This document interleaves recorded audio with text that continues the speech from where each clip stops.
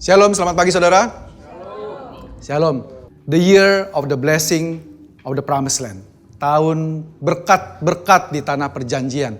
Dan awal bulan ini, Pastor Yudi sudah memperkenalkan kita bahwa di tahun ini Tuhan ingin mengajak kita semua lebih fokus juga kepada pujian dan ucapan syukur penyembahan, saudara-saudara. Oke. Dan kita juga diingatkan sama Pastor Yudi, kapan pertama kali kata pujian muncul dalam Alkitab kita. Yaitu pada waktu peristiwa, waktu Yakub memiliki anak keempatnya. Seperti saudara tahu, Yakub memiliki 4 orang istri, ya, Lea, Rahel beserta 2 budaknya. Lea tidak disayangi oleh Yakub, karena Yakub memang cintanya sama Rachel, ya, cinta pada pandangan pertamanya dia. Tapi karena hidupnya Yakub sering ngadalin orang, bahkan ngibulin orang tuanya sendiri, ya. Suatu hari Tuhan mengizinkan dia bertemu dengan another Yakub dengan kadar yang lebih dahsyat lagi, yaitu bapak mertuanya sendiri, ya. Waktu dia Lea menikah dengan Yakub, ya, jelas sekali Lea sangat mencintai Yakub. Waktu Lea melahirkan anak pertama, dia bilang, wah, lihat anak laki-laki. Sekarang suami saya pasti mencintai saya. Tetapi apa yang dia harapkan tidak terjadi. Ya saudara-saudara. Lalu dia punya anak lagi nomor 2. Dia bilang, wah sekarang Tuhan mendengar saya. Maka dikasih nama anaknya Simeon. Ya. Lalu hal berikutnya terjadi juga. Waktu dia melahirkan anak ketiga laki-laki. Dia bilang, kali ini suami saya pasti dekat sama saya. Attach sama saya. Makanya namanya Lewi, dekat, attach ya saudara. Tetapi setelah 3 kali punya anak laki-laki, suaminya masih tidak cinta sama dia. Fokusnya dia mulai berubah. Lalu dia bilang, pada waktu dia mau melahirkan anak keempat, dia bilang, sekarang aku mau memuji Tuhan. Di kitab Kejadian ya. Sekarang aku mau memuji Tuhan. Ya. Waktu dia mau memuji Tuhan, fokusnya dia bukan kepada dirinya dia lagi. Dia sudah tidak peduli lagi apakah Yakub akan mencintainya dia atau tidak. Dia bilang, aku akan bersyukur pada Tuhan. Saudara tahu, waktu bangsa Israel meninggalkan Tuhan, Tuhan izinkan dijajah oleh bangsa lain. Mereka dibuang ke Babel, lalu dijajah oleh Media Persia dan sebagainya. Setelah 70 tahun mereka pulang, para ahli berkata, dari 12 suku bangsa Israel, hanya tersisa cuma 3 suku yang pulang. Hanya ada Yehuda yang paling banyak, Benyamin, dan tentu saja Lewi, karena Lewi tersebar kemana-mana. Jadi sisanya yang 9 bisa dibilang entah tercerai-berai kemana. Sejak mereka pulang dari pembuangan itu, mulai saat itu mereka disebut dengan bangsa Yahudi. Karena Yahudi itu asal katanya dari kata Yehuda ya saudara. Jadi bangsa Israel itu sebenarnya tanpa kita sadari, mereka itu dikenal sebagai bangsa yang menyembah Tuhan. Bangsa Yahudi. Ya saudara. Mereka tidak dikenal sebagai bangsa Simeon, bangsa yang mendengarkan Tuhan. Mereka tidak dikenal sebagai bangsa yang Ruben, bangsa yang melihat Tuhan. Tapi dikenal sebagai bangsa Yehuda, bangsa Yahudi. Ya saudara. Yehuda ini memiliki peran yang sangat penting dalam bangsa Israel. Seperti saudara tahu, yang tadi saya bilang, sisanya hanya orang Yehuda yang paling banyak ya. Dari sononya, dari awalnya pun, waktu mereka keluar dari Mesir, bangsa Yehuda adalah suku yang paling banyak warganya. Waktu Musa membebaskan bangsa Israel dari Mesir. Sehingga pada waktu mereka berjalan di padang gurun, Musa menghitung jumlah orang yang keluar, ya didapati suku Yehuda itu yang paling banyak. Taunya dari mana saudara? Waktu mereka bermukim di padang gurun, mereka itu, ini unik ya saudara-saudara, dan ini diberitahukan juga di Micin waktu retret kemarin. Waktu bangsa Yahudi camping, berjalan di padang gurun, Tuhan menyuruh Musa untuk menempatkan kemah suci, kemah pertemuan, ada di tengah-tengah pemukiman. Kalau kita di Jakarta, jangan di Jakarta lah, di komplek kita, Kalau di komplek kita ada gereja, saya nggak yakin dia adanya sebagai center di tengah-tengah komplek itu. Sebagai pusat dari kompleknya kita. Ya saudara, tapi buat Tuhan selalu menaruh gambar yang dia inginkan. Kerinduan dia dalam hidup kita. Dia membuat kemah suci, memerintahkan kemah suci ada di tengah-tengah pemukiman bangsa Israel. Dan setiap suku, di setiap sisi utara, barat, selatan, dan timur, masing-masing 3 suku. Ya saudara, 3 suku, 3 suku, 3 suku. Dan suku Yehuda itu adanya paling banyak. Dan Tuhan menempatkan Yehuda itu ada di sebelah timur. Boleh tanyakan gambarnya, waktu bangsa Israel camping, kurang lebih begini, saudara-saudara.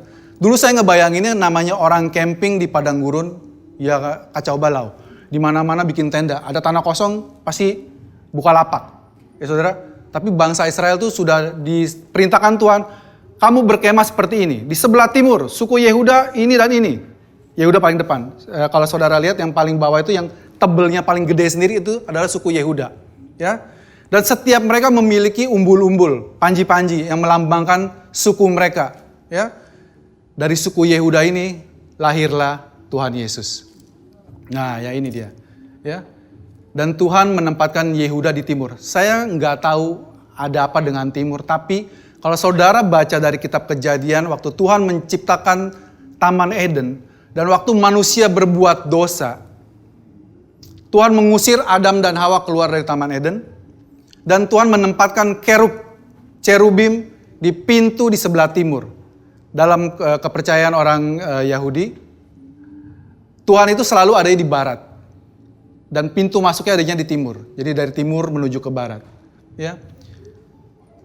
Sesuatu tentang timur. Dan Yehuda tinggalnya di sebelah timur, saudara-saudara. Dan waktu bangsa Israel bermukim tadi, kita juga bisa melihat waktu mereka camping, pintu rumahnya, pintu kemahnya mereka itu nggak ngadap keluar, saudara-saudara. Pintunya kemahnya mereka selalu menghadap ke kemah pertemuan. Jadi Tuhan pengen menggambarkan bahwa fokus dari setiap umat Tuhan, pintunya itu ngadapnya ke kemah suci. Saudara bisa bayangkan kalau kita camping kayak begini, dan mereka adalah bangsa yang dalam tanda kutip jadi punya musuh banyak. Saya juga pernah bilang, waktu bangsa Israel keluar dari Mesir menuju tanah perjanjian, mereka tuh melewati daerah-daerah bangsa-bangsa lain. Dan setiap lewat daerah tersebut, mereka minta izin. Boleh nggak kami lewat? Mereka jumlahnya banyak sekali, saudara. 2,5 juta orang kurang lebih, menurut para ahli. Ya, 2,5 juta orang berjalan kaki memang sangat menakutkan. Kita ngelihat gerombolan orang 100 orang, ya mungkin cukup kita agak minggir, betul saudara? Ini 2,5 juta orang. Dan setiap bangsa yang dilewati mereka akan ngomong baik-baik. Kami izin numpang lewat. Kami akan beli roti di tempat kalian dan kami akan membayar setiap air yang kami pakai. Tetapi bangsa-bangsa itu biasanya menolak mereka dan ngajak mereka perang. Jadi waktu mereka tinggal di camping ini, normalnya buat orang-orang yang tahu perang, biasanya mereka akan bersiap siaga, semuanya menghadap keluar. Jadi kalau ada serangan datang, mereka tahu duluan. Betul saudara? Tapi Tuhan membuat desainnya seperti ini. Karena buat Tuhan, kalian fokus sama saya yang akan jaga belakangnya kalian. Waktu bangsa Israel keluar dari Mesir, Tuhan menjadi tiang awan di depan mereka. Waktu mereka sampai di tepi Laut Merah, waktu mereka dikejar oleh Firaun, tiang awan ini pindah ke belakang. Ya saudara? Dan menjadi tembok yang sangat tebal yang tidak bisa ditembus oleh musuh bangsa Israel waktu itu. Saudara, dalam hidup kita saya percaya tidak gampang. Banyak musuh-musuh yang berusaha menghancurkan kita. Musuhnya kita mungkin beda-beda saudara. Ada yang musuhnya di kesehatan. Bergumul dengan kesembuhan. Bergumul dengan hidup sehat. Ada yang musuhnya adalah keuangan. Hari demi hari bertahan, berpikir bagaimana caranya bisa bertahan.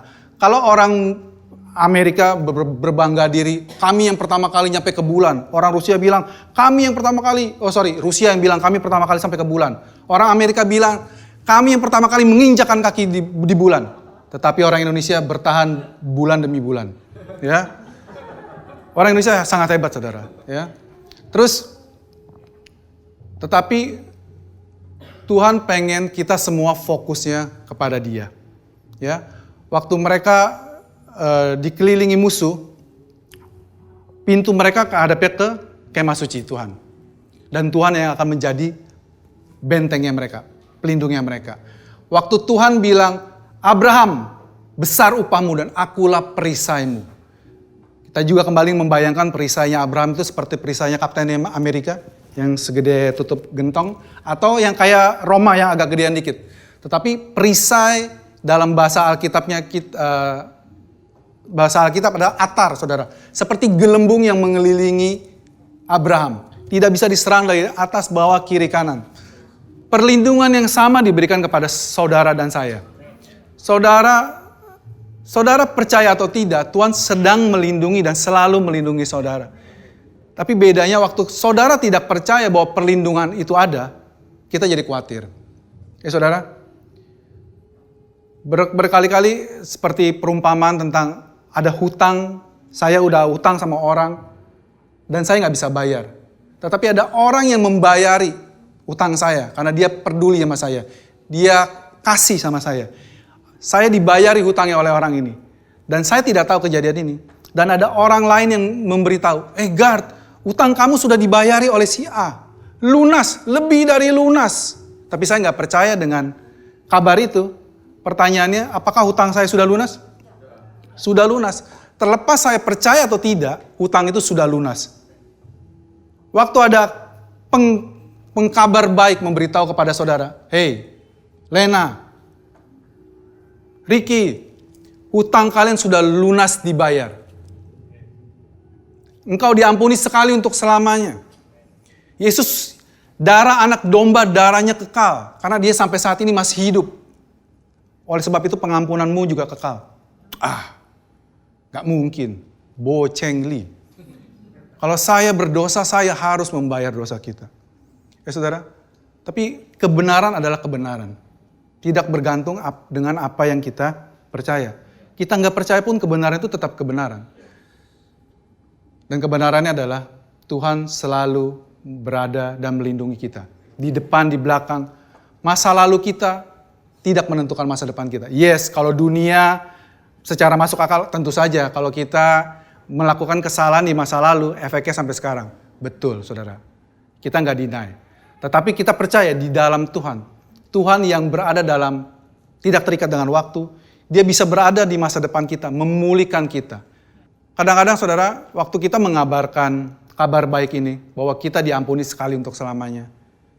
Otomatis otak kita akan selalu menolak dan mencari cara pembenaran. Bahwa kalau gitu kita hidup semau-maunya kita, sepuas-puasnya kita, hidup bergumul dengan dosa, bukan bergumul hidup di dalam dosa, ya, karena toh dosa kita sudah dibayar. Tetapi saudara, apakah waktu kita berbuat dosa dipukulin, ketangkep, katakanlah kita mencuri, dipukulin, digebukin, terus di beberapa tempat bahkan tangan kita mungkin dipotong, apakah kita tetap selamat, saudara?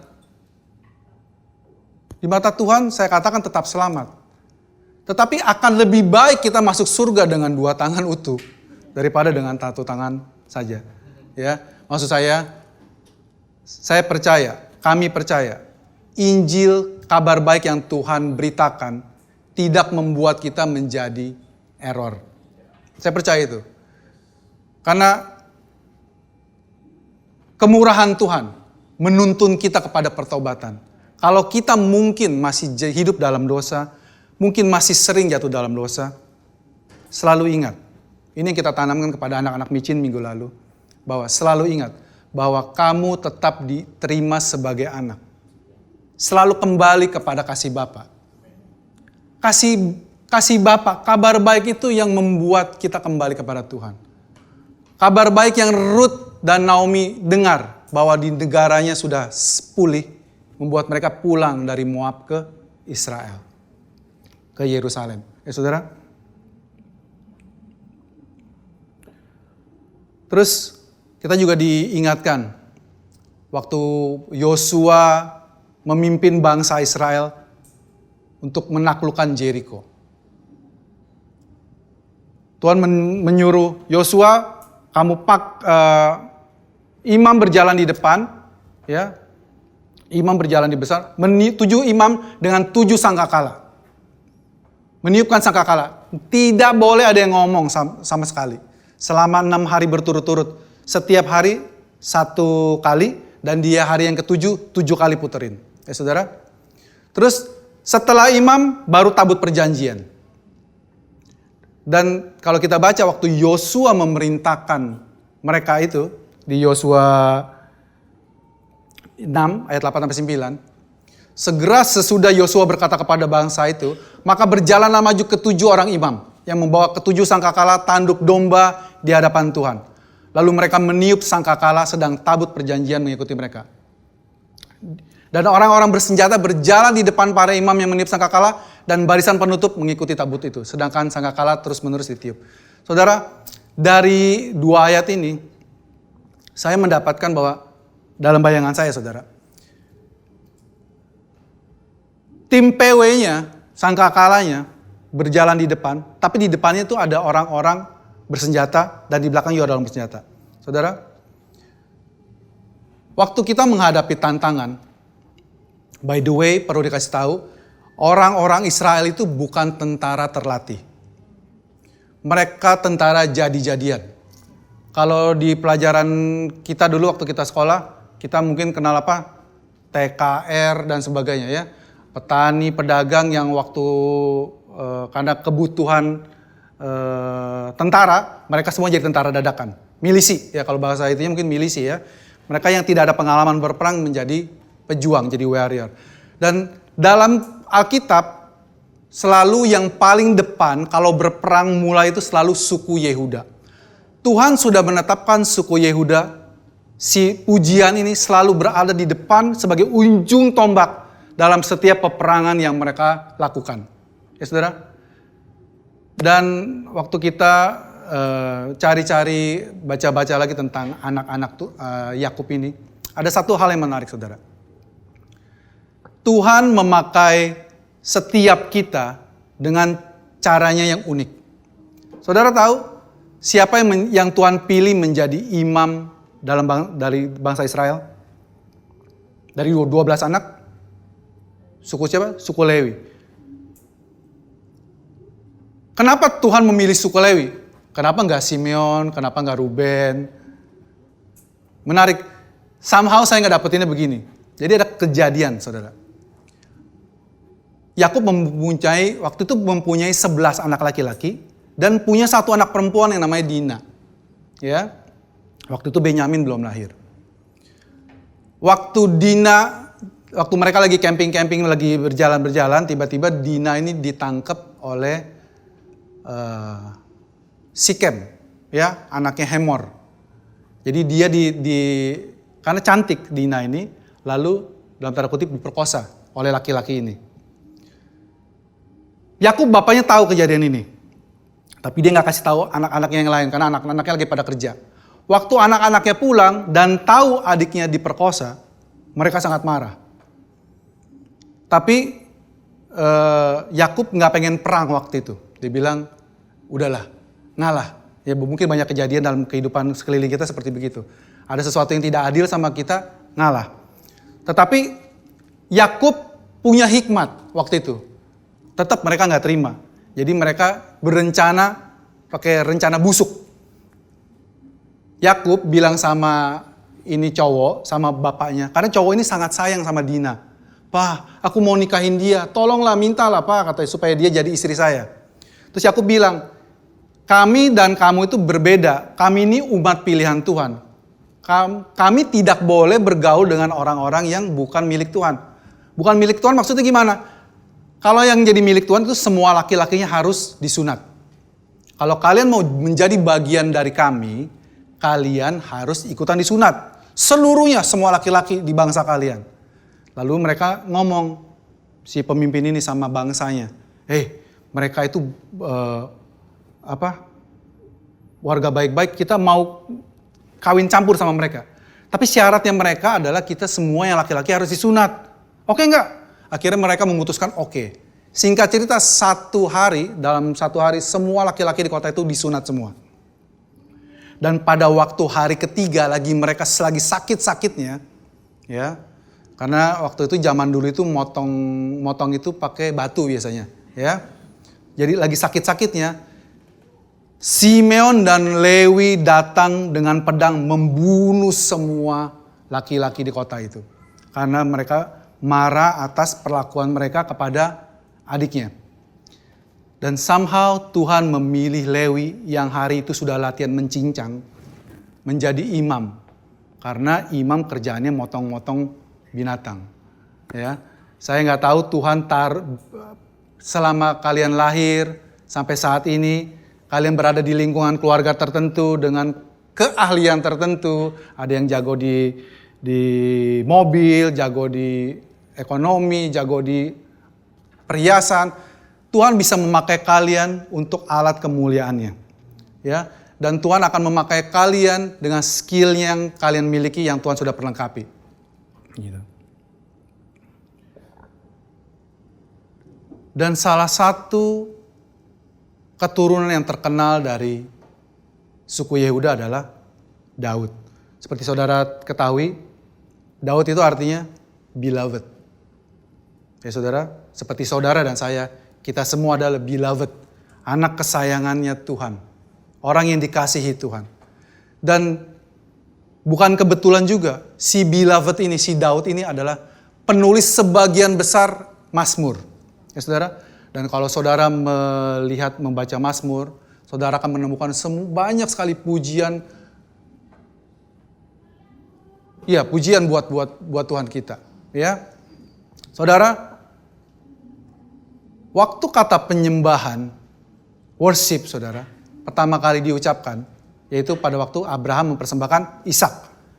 Tapi somehow saudara, buat saya, kata pujian dan penyembahan itu menjadi satu kesatuan yang tidak terpisahkan.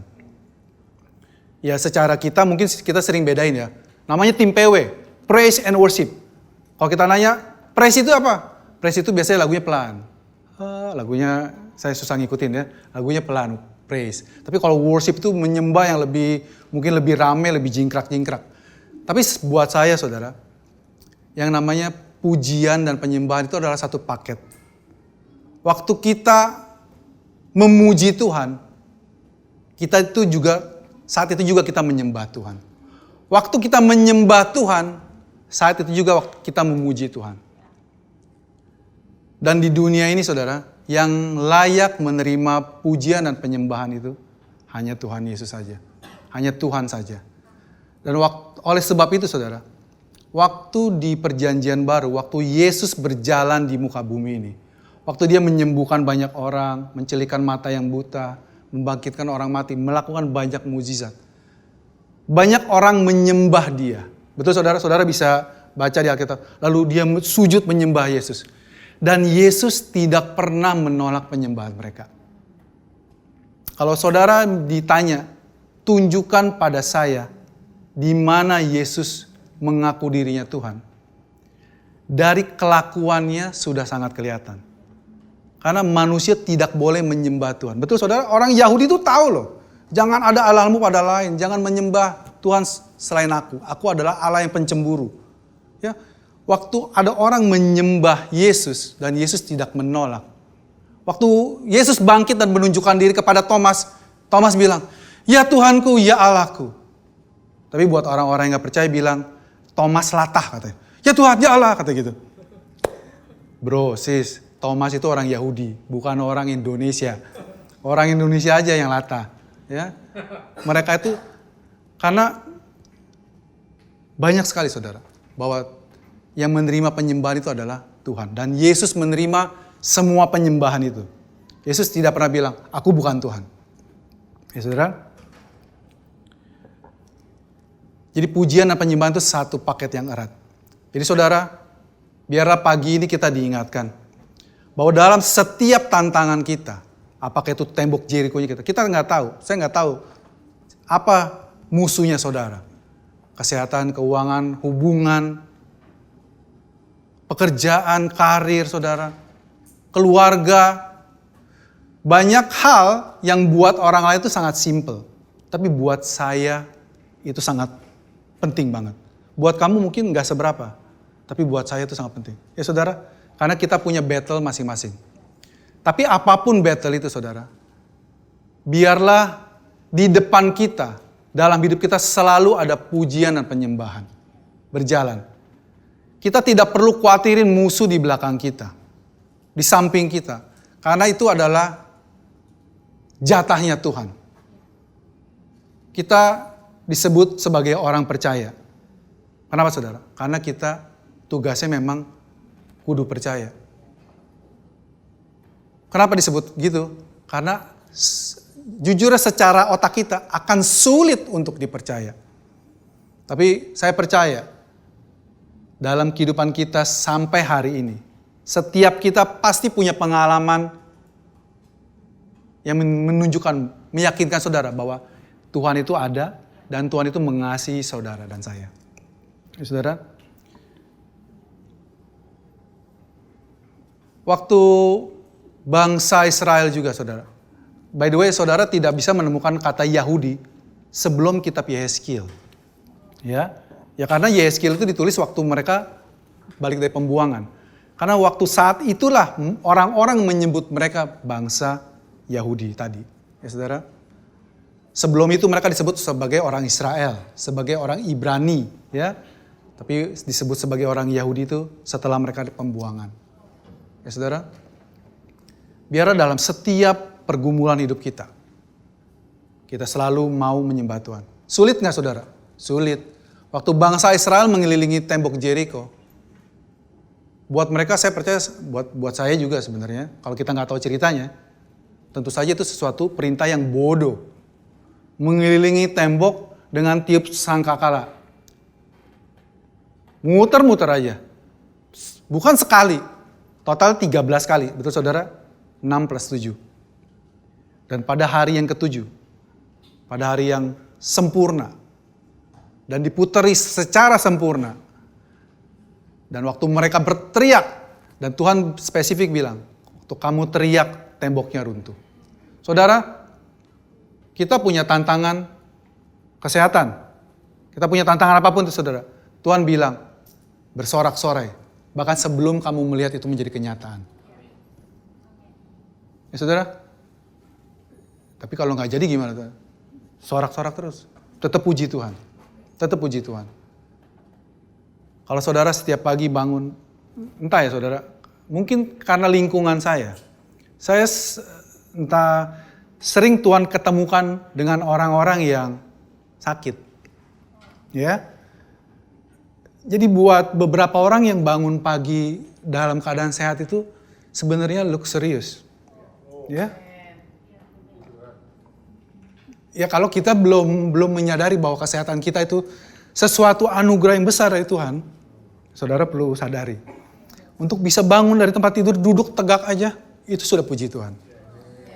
Saudara bisa turun jalan kaki, bisa mandi dengan nyaman sendiri, pakai tangan sendiri, bisa andukan sendiri, itu puji Tuhan. Saudara bisa makan, ada rasanya, puji Tuhan. Karena beberapa bulan lalu, tahun lalu, ada banyak orang makan gak tahu rasanya, gak cium wanginya. Ya saudara, kayaknya udah lama ya, tapi sebenarnya masih baru ya. Puji Tuhan kita udah lewat. Puji Tuhan, puji Tuhan, puji Tuhan. Banyak, ya saudara ingat gak 2 tahun lalu? Di mana orang nafas yang gratis seperti gini tuh susah banget. Orang harus rebutan tabung oksigen. Tabung itu jadi sesuatu yang sangat langka dan mahal. Bahkan untuk sesuatu yang Tuhan kasih secara free. Jadi saudara, waktu kita bangun pagi, kita bisa jalan, kita bisa naik kendaraan, punya kendaraan, ya, masih bisa jalan kaki dengan sehat, dengan normal, mengucap syukur saudara. Mungkin saudara menganggap itu sesuatu yang biasa, miliaran orang di dunia menerimanya. Tetapi banyak juga saudara, orang-orang yang sejak lahir jantungnya bocor, masih muda, udah kena diabetes, Bukan karena gaya hidup mereka, tetapi karena keturunan. Ngomong-ngomong soal keturunan, saudara-saudara sudah ditebus oleh Tuhan Yesus dari segala macam kutuk. Yesus memilih mati di kayu salib, bukan kebetulan, saudara. Kalau saudara melihat cara matinya orang Yahudi itu, tidak ada yang disalib sebenarnya, saudara. Dan orang Yahudi waktu zamannya Yesus, waktu mereka hidup di bawah jajahan Romawi, mereka tidak punya hak mengambil hidupnya orang. Walaupun mereka under the law, tapi waktu mereka mau menghukum mati, mereka tidak boleh melakukannya sendiri. Karena itu bertentangan dengan hukum Romawi.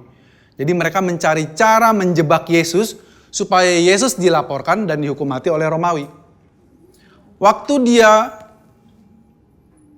Yesus dihadapkan dengan wanita yang berzina, Tuhan Yesus buat kita sering dengar ya saudara, Yesus itu makan buah si malakama. Dibilang lempari batu salah, jangan lempari batu salah. Tetapi kita tidak lihat alasan di balik itu. Bahwa Yesus itu hidup di bawah penjajahan Romawi, di mana kalau Yesus bilang rajam wanita ini sampai mati, Yesus itu dianggap bersalah karena mengizinkan perajaman. Ya saudara, waktu Yesus ditanya, Guru, apakah kami boleh membayar pajak kepada Kaisar?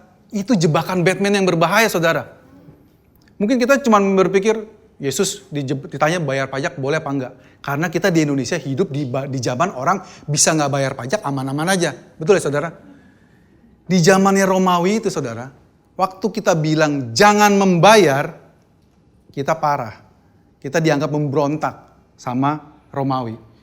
Intinya semua yang orang-orang Yahudi tanyakan kepada Yesus dan tercatat di Alkitab, itu semua penuh dengan jebakan Batman. Waktu Yesus ditanya, Guru, ada seorang suami menikahi seorang istri, tapi dia belum punya anak, mati. Lalu dia punya adik laki-laki, kawinin dia lagi, mati lagi, kawin lagi, mati sampai 7 kali atau 6 kali. Waktu adanya kebangkitan, ini orang Saduki yang nanya ya, siapa yang jadi suami? Kan suaminya ada 6 atau 7 tadi. Gitu kan? Semuanya penuh dengan jebakan. Tetapi saudara bisa lihat, Tuhan Yesus kita itu keren. Tuhan Yesus kita itu nggak cemen. Dia bilang, au aglap. Tuhan Yesus itu juga jawab dengan cerdas sehingga mereka berapa kali tercatat. Sejak saat itu mereka tidak berani nanya lagi. Ntar golongan lain lagi nanya. Yang belum pernah tahu. Ya saudara. Tuhan Yesus itu Tuhan yang smart. Tuhan Yesus itu Tuhan yang saudara bisa baca kalau di Injil. Nanti kita sama-sama belajar, tanya jawab ya. Kita bisa lihat betapa cerdasnya yang Yesus jawab. Ya tentu saja buat kita dia itu Tuhan. Ya. Tapi buat orang yang gak percaya, jawaban Tuhan Yesus itu adalah jawaban wanita, orang yang penuh hikmat. Ya saudara. Yesus hidup di bawah penjajahan Romawi. Dan dia memilih mati di kayu salib. Kenapa saudara? Untuk memenuhi suatu nubuatan di perjanjian lama. Bahwa terkutuklah orang yang tergantung di kayu salib. Dia memilih terkutuk saudara. Supaya kutuk saudara dan saya. Dia yang ambil. Supaya berkat-berkat yang dijanjikan Tuhan kepada Abraham dan keturunannya. Kita terima. Waktu Tuhan Yesus digantung di kayu salib, dia meng-cancel semua kutukan. Tetapi dia tidak meng-cancel semua berkatnya. Kalau saudara ingat lagi apa yang ada di Ulangan 26. Antara berkat dan kutuk. Memang sih berkatnya duluan disebutin. 13 ayat. Atau 14 saya lupa. Tetapi disebutin kutuknya ada 50-an ayat. 3 kalinya saudara. Tapi puji nama Tuhan, semua kutukan itu Tuhan Yesus sudah cancel. Saudara tidak memiliki lagi sakit keturunan.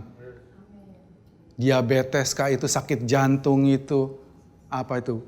Segala hal yang kalian khawatirkan karena secara medis Tuhan bilang, kamu ada keturunan ini. Saudara, terima janji Tuhan, Tuhan Yesus sudah hapuskan kutuk saudara. Tapi kalau ada dokter ngomong sesuatu sama kalian, dengerin dokter. Ya. Karena dokter dan Tuhan Yesus bergerak di bidang yang sama. Sama-sama menyembuhkan orang. Ya. Kita bukanlah orang yang tidak berhikmat. Tuhan bilang, Saya sudah sembuh dari diabetes, saya tidak perlu minum lagi. Misalnya, kalau Tuhan nggak ngomong sama kalian, jangan. Kita mati konyol. Nanti saya yang ini, ya. Kembali lagi saudara. Penuhi hidup kita dengan pujian dan penyembahan. Saudara memuji Tuhan, menyembah Tuhan itu gak selalu harus ada timnya komplit baru kita bisa nyanyi, saudara. Ya, buat suaranya yang ngepas-ngepas kayak saya gitu. Lagi kita mandi, lagi kita nyetir, lagi nggak ada orang, lagi sendirian. Saudara, nggak apa-apa. Kalau manusia mungkin akan komplain. Kalau saya nyanyi di sini, kalian mungkin bisa pintu dibuka lebih dulu. Ya, ada orang-orang yang nggak tahan dengan suara yang out of tune gitu ya, yang false. Ya, ada orang Iwan false merdu, Dul Sumbang merdu, itu bohong semua orang. Ya. Tapi maksud saya, Tuhan nggak keberatan dengan suara kita. Dia tahu kok suaranya Tony seperti apa, suaranya Gideon seperti apa, dia tahu. Dan waktu kita memuji dari hati, ya, Tuhan adalah Tuhan yang mendengar. Dan kabar baiknya saudara, Tuhan itu Tuhan yang mendengar. Dan kabar baiknya juga saudara bisa berdoa memuji Dia anytime. Tuhan open 24/7, ya. Nggak ada waktu-waktu tertentu kalian harus datang sama Dia. Anytime. Kalian masih tergeletak, lagi berat bangun. Tuhan terima kasih.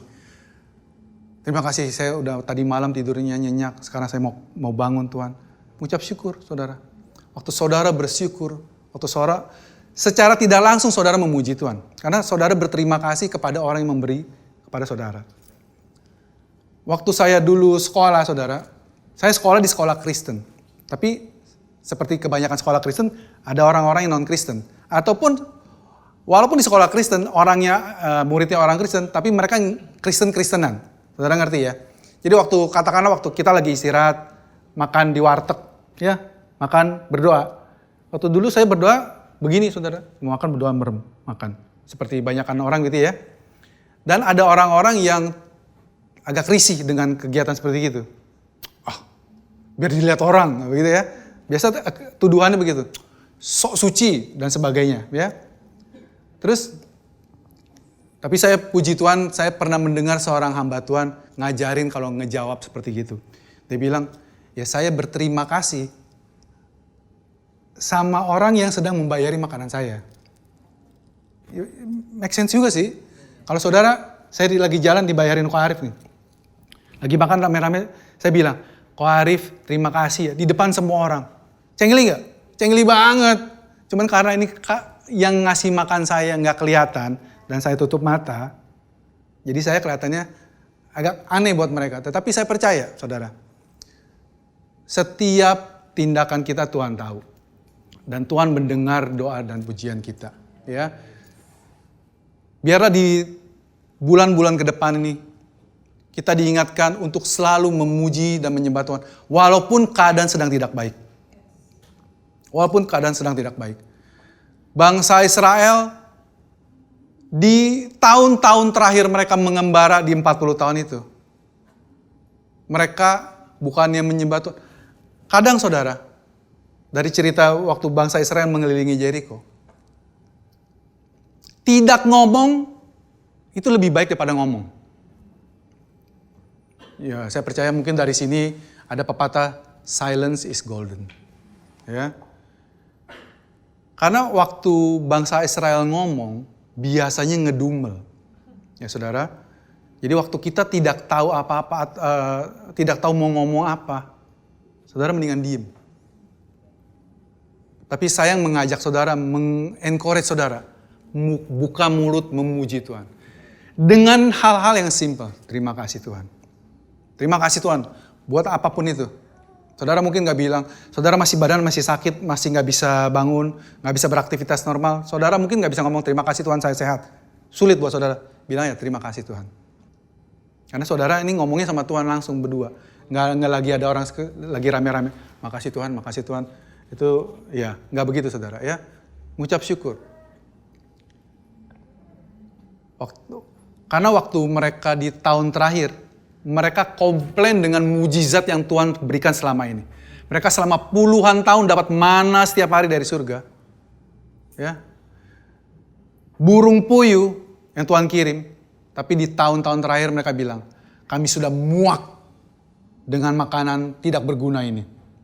Yang mereka omongin adalah mana, saudara? Yang Mazmur bilang makanan champion, makanan malaikat, El Gibor. Ya saudara, mereka bilang kami sudah muak. Waktu mereka bukannya diem, bukannya mengucap syukur, dan mereka komplain, Tuhan mengangkat tangannya, perlindungannya dari bangsa Israel, dan keluarlah semua ular memagut mereka. Dan jalan keluar yang Tuhan berikan kepada bangsa Israel, caranya tidak umum. Yaitu Musa disuruh membuat ular dari tembaga, ditinggikan di atas tiang, dan cara disembuhkannya adalah barang siapa yang melihat kepada ular itu, dia akan menjadi sembuh. Cerita ini nyata atau fiktif, saudara? Saya percaya nyata. Kenapa? Karena Yesus sendiri yang ngomong kepada Nikodemus. Sama seperti Musa ditinggikan di padang gurun. Demikian juga anak manusia harus ditinggikan. Saudara,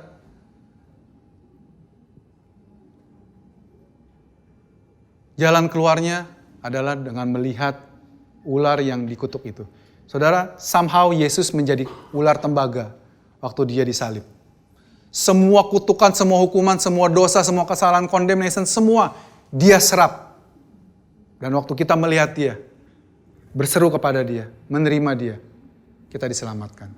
Ya saudara, jalan keluar dari setiap masalah kita, apapun itu, melihat kepada Yesus. Dan waktu kita melihat kepada Yesus, tidak ada hal lain yang lebih baik dari kita lakukan, yaitu mengucap syukur, memuji Tuhan. Memuji Tuhan. Ya saudara, kita tutup ibadah ini dengan memuji Tuhan. Sebelumnya saya ajak saudara untuk kita sama-sama menerima perjamuan kudus. Mari saya undang untuk bangkit berdiri.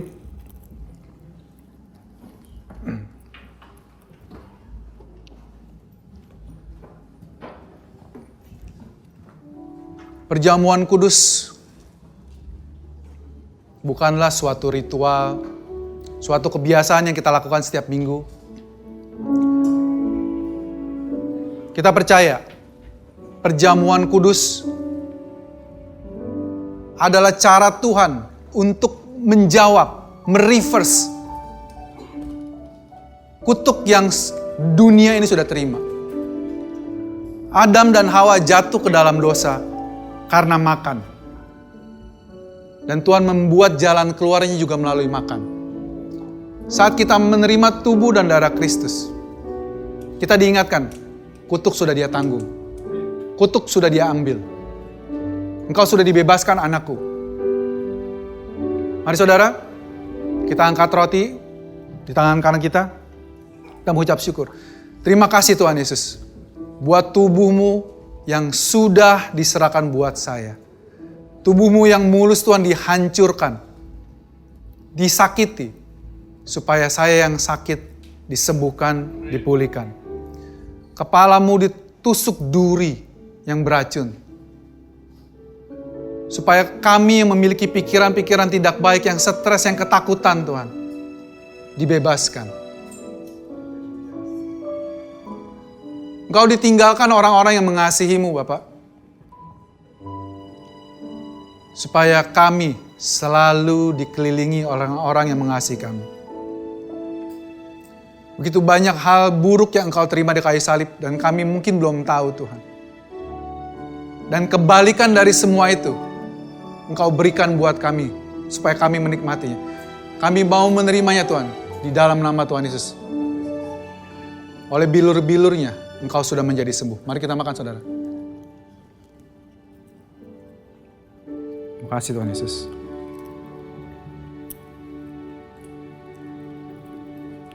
Kita angkat cawan di tangan kanan kita.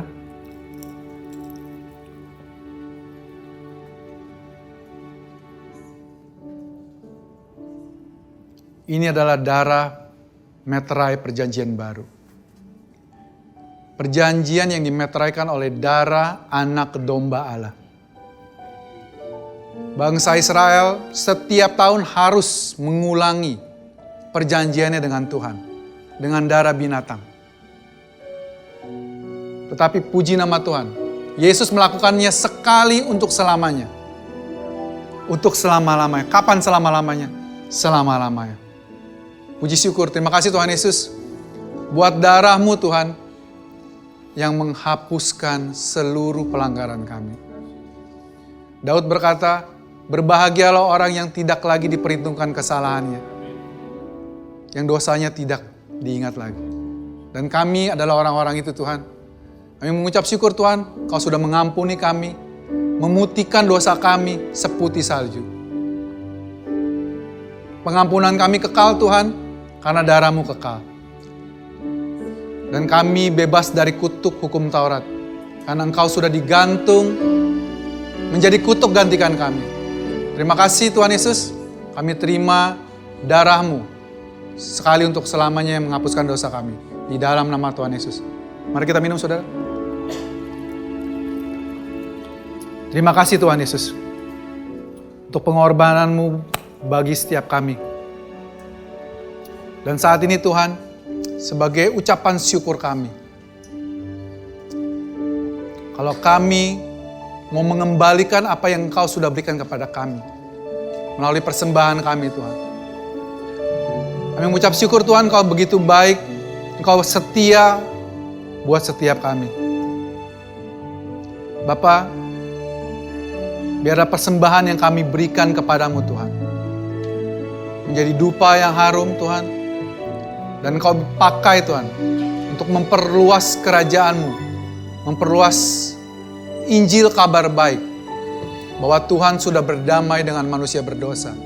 Terima kasih Tuhan Yesus, Engkau pakai Tuhan setiap persembahan yang diberikan dan Engkau terus memberkati anak-anak-Mu tempat ini Tuhan. Terima kasih Tuhan Yesus, Kau adalah Allah yang setia. Mengucap syukur Tuhan. Kalau kami pagi ini diingatkan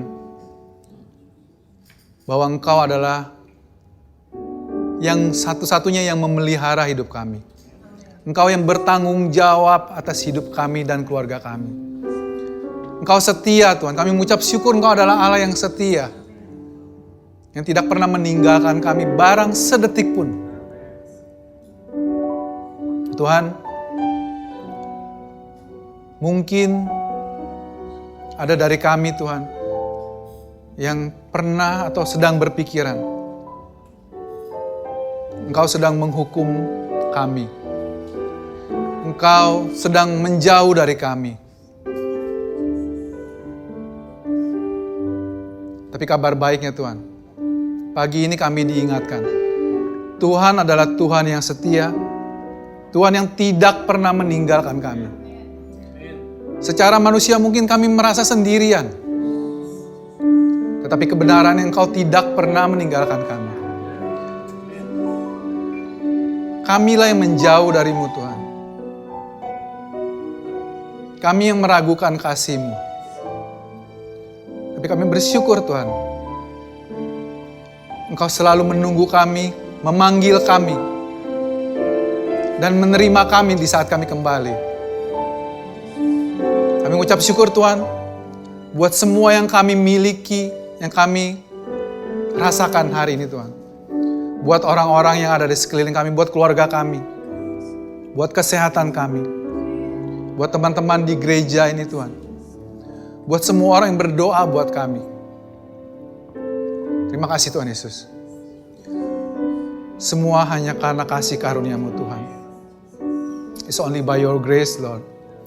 Dan kami percaya Tuhan, Roh Kudus akan memampukan kami, setiap kami, untuk keluar menjadi pemenang. Dan untuk menunjukkan kepada setiap kami, bahwa Engkau adalah Allah yang setia. Biarlah hari-hari kami Tuhan ke depan, dipenuhi dengan ucapan syukur Tuhan, dan puji-pujian kepadamu Tuhan. Dan kami diingatkan oleh Roh Kudus, bahwa Engkau sangat-sangat memperhatikan kami. Bahwa kami adalah the beloved. Kami adalah kesayangan-Mu Tuhan. Terima kasih Tuhan Yesus. Jemaat Tuhan, mari kita angkat tangan. Terimalah berkat dari Allah Bapa. Pulanglah dengan damai sejahteranya. kasih setianya, kesehatan yang melimpah, hikmat daripada Tuhan, perlindungan, penjagaan untukmu, untuk orang yang kau kasih, untuk anak-anakmu, keluargamu, diberkati semua perbuatan tanganmu. Studi anak-anakmu dia buat menjadi berhasil. Semua kerinduanmu Tuhan yang memuaskan. Kiranya kasih setia Tuhan, rahmat-Nya selalu baru setiap hari. Kasih setia tidak akan pudar dalam hidupmu. Diberkatilah engkau di saat engkau pergi dan pulang, saat engkau keluar dan masuk.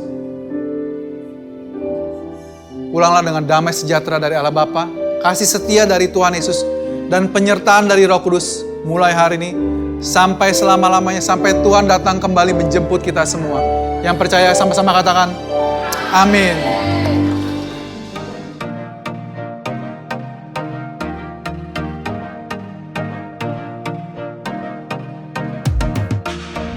Terima kasih untuk saudara sekalian yang telah mengikuti ibadah GBC Jakarta bersama kami.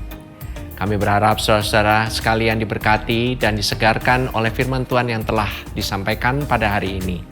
Pastikan saudara mensubscribe channel YouTube kami dan ikuti terus update dan informasi GBC Jakarta di akun resmi media sosial kami di bawah ini. Shalom, Tuhan berkati.